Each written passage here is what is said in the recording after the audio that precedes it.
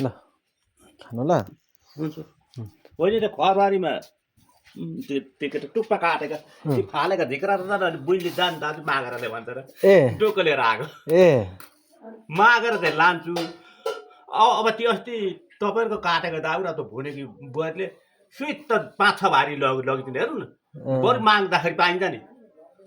अनि खै हजुर त्यो यसो टुप्पा काटेको झिकेर जान दाजु मागेर ल्याए यसो टकटकाएर बाल्न त हुन्छ भनेर भनियो भने डोको बोकेर अहिले त लागेको ल खानु खानु सुँगुर पनि के बोल्यो पाल्नुको त राम्रो बोसो देख्दै डर लाग्छ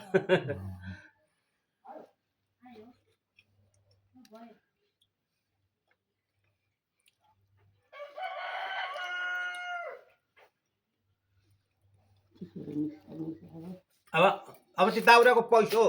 पैसो दिन्छन् कि त्यो त्यत्तिकै लगेको लगाइ पारे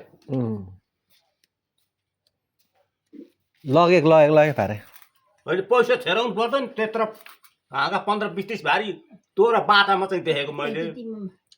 कर्म चाहिँ हजुरलाई नसोधिकन एउटा झिक्रो लान्न बरु मागेर ती काटेको चाहिँ मागेर लान्छु तिनीहरूको चाहिँ लाम हात गरेर लगेको छैन लानु पनि नपरोस् भन्छ म